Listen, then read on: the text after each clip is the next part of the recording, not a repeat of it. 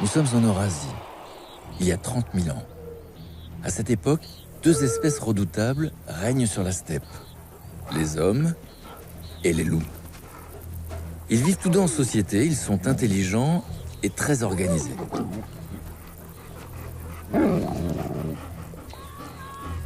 D'ailleurs, ils se connaissent bien. Ils sont les chasseurs les plus puissants de la planète.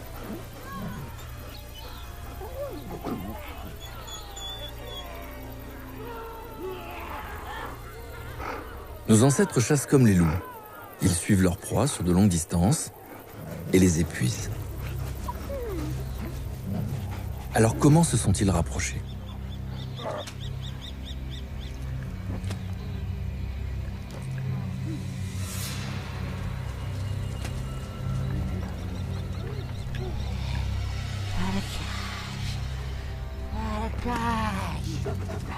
Ils ont l'appétit pour le même gibier.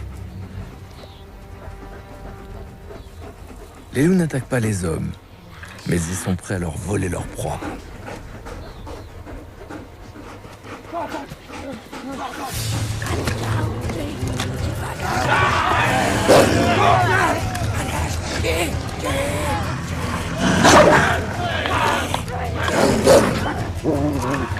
Cette rivalité avec les hommes a perduré pendant des millénaires.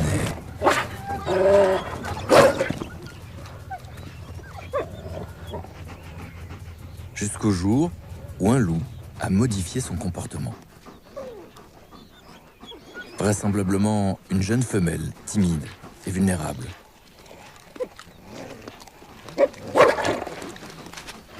Une jeune louve qui n'arrivait pas à se faire une place dans sa meute.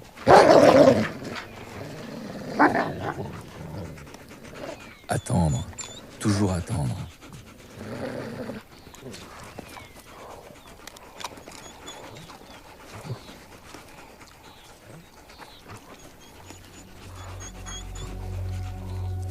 Un jour, cette jeune louve a quitté la meute pour se rapprocher des humains. Et ce choix a provoqué un changement majeur dans l'histoire de l'homme. Il a été à l'origine du chien. On a cru pendant longtemps que l'homme avait apprivoisé le loup en recueillant et en élevant ses petits. La réalité, telle qu'elle nous apparaît aujourd'hui, est tout autre.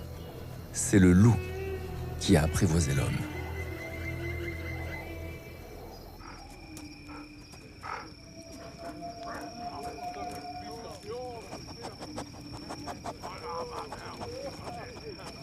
Une louve affamée, attirée par notre nourriture.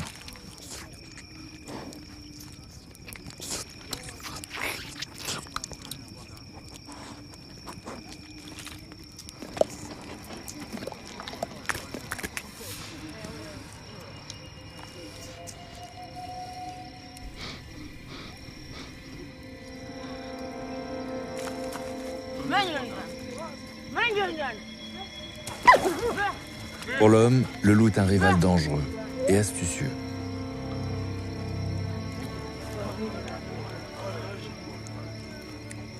Mieux vaut le tenir à distance.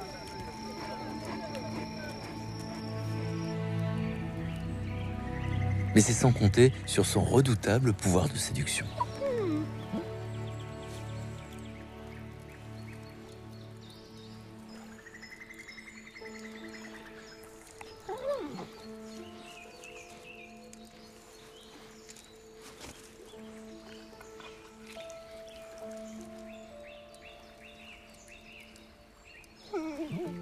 Ses yeux charmeurs.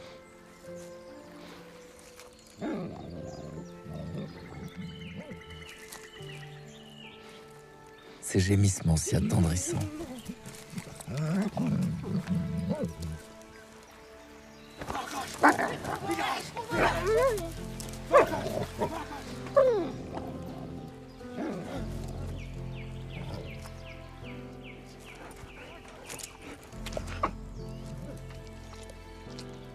Les travaux scientifiques les plus récents le disent, c'est ainsi que l'alliance entre l'homme et le loup a commencé.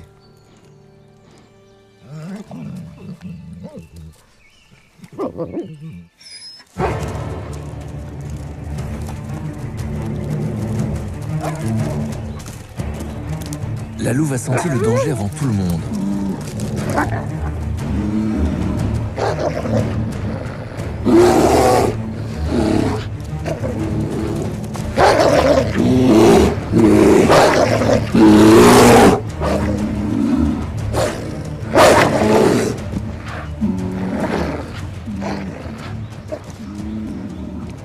Grâce à son nez surpuissant, grâce à ses oreilles si sensibles, la louve a protégé leurs provisions.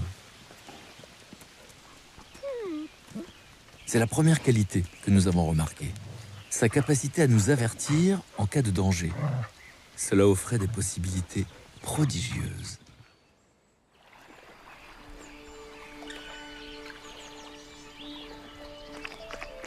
C'est ainsi que le loup s'est petit à petit métamorphosé. Il a vécu à nos côtés et nous a protégés des dangers.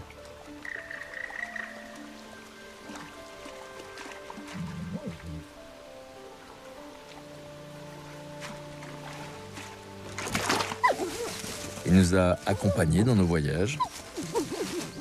Il a nettoyé nos campements en se nourrissant de nos déchets. En temps de disette, on l'a même mangé pour survivre.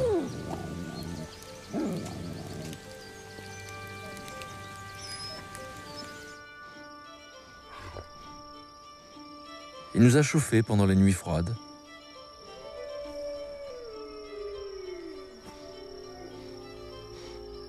Le loup a longtemps oscillé entre sa vie sauvage et une forme de dépendance à l'homme.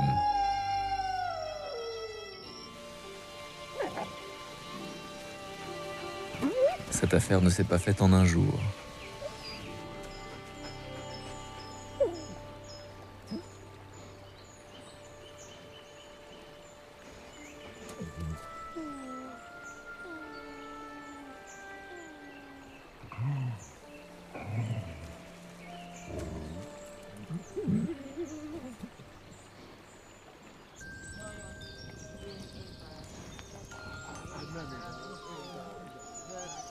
Des jeunes vont naître parmi nous. Les plus farouches retourneront à la vie sauvage, mais les plus dociles resteront près de nous et donneront naissance à d'autres encore plus dociles, et ainsi de suite. De génération en génération, une nouvelle espèce très amicale avec l'homme va apparaître, le chien. La belle découverte va séduire les voyageurs de passage, et les chiens vont se répandre parmi nous.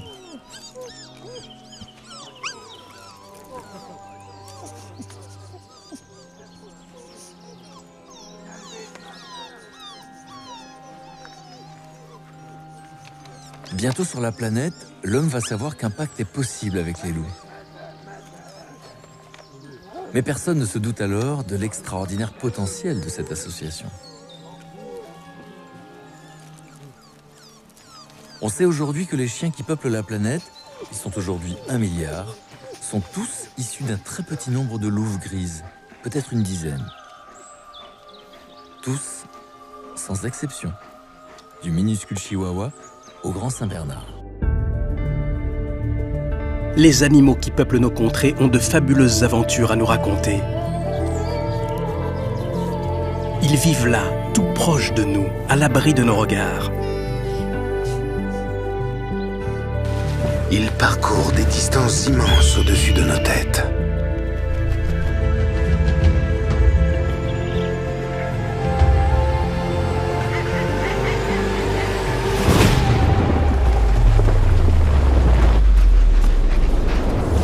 Ils s'entraident et se lient d'amitié.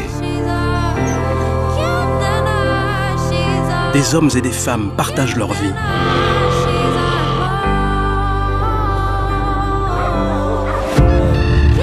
Comment parviennent-ils à se séduire?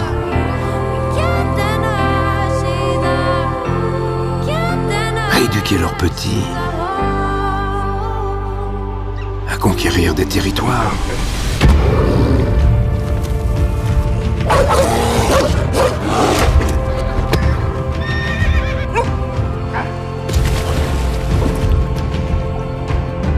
Ils se métamorphosent et acquièrent des pouvoirs insoupçonnés.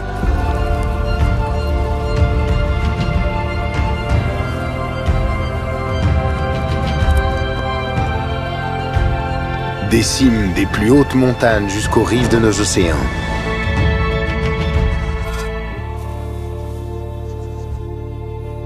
Voici les plus belles histoires de ce monde sauvage qui nous entoure.